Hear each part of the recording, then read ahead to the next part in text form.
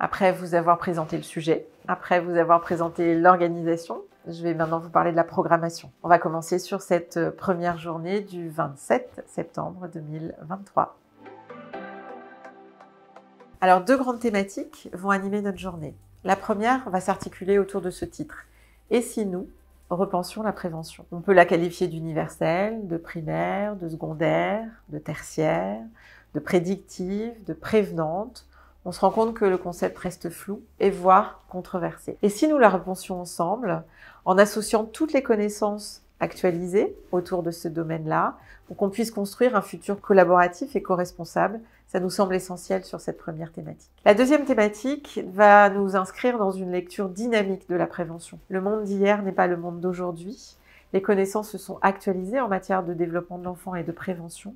Et il est essentiel pour nous d'inscrire finalement la prévention dans cette histoire. De pouvoir aussi y intégrer la notion d'écosystème et la notion environnementale. L'environnement qui soit affectif, qui soit architectural ou social.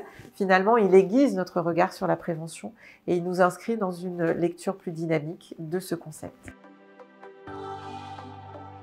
Alors, nous avons la chance d'accueillir François Tadei, qui est chercheur français en génétique moléculaire évolutive et médicale et en éducation. Il a fondé le Centre de recherche interdisciplinaire qui aujourd'hui est devenu le Learning Planet Institute et qui a pour ambition de réinventer l'apprentissage à tous les âges de la vie et de construire des sociétés apprenantes, des sociétés où on est inscrit dans une lecture durable et inclusive après avoir relevé les défis complexes auxquels nous sommes confrontés. Alors, François Tadei nous aidera à débuter notre réflexion autour de ce vaste sujet qu'est la prévention, en nous invitant à y poser un regard guidé par une lecture très collaborative, où on va pouvoir co-construire ensemble une société apprenante, apte à relever des défis complexes auxquels nous sommes confrontés.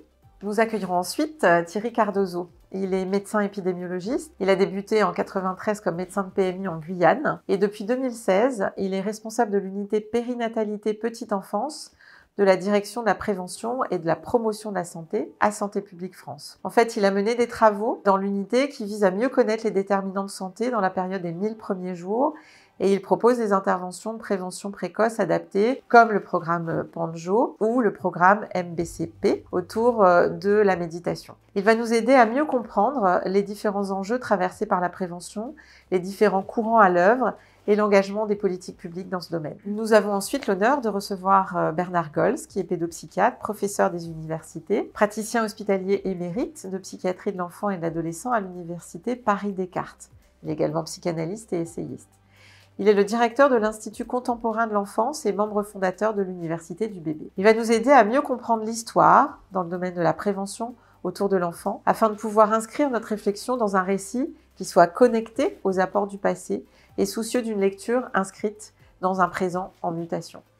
Nous recevrons ensuite Linda Cambon, qui est professeure titulaire de la chaire Prévention de l'Institut de santé publique d'épidémiologie et de développement, l'ISPED, à l'Université de Bordeaux. Ces recherches visent à explorer les méthodes d'évaluation, analysant les conditions d'efficacité des interventions en santé des populations, développant des recherches interventionnelles qui vont viser à modifier les déterminants sociaux structurants de la santé. Alors, elle va nous présenter sa recherche qui s'appelle API, pour analyse des politiques publiques à impact sur l'enfant. Ce projet vise à produire d'ici 4 ans un outillage basé sur la science et les contraintes de terrain, permettant d'orienter les décisions, les actions et les mesures de manière favorable au bien-être de l'enfant dans 3 secteurs d'intervention: le soutien à la parentalité, l'environnement éducatif et l'environnement physique et social de proximité, où on va parler quartier, accès et architecture.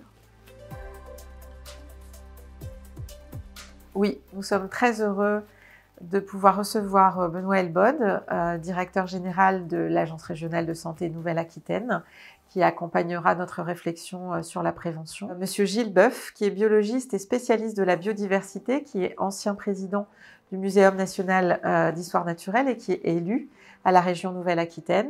Et puis beaucoup d'autres surprises que je vous réserve et que je ne vais pas vous dévoiler dès maintenant.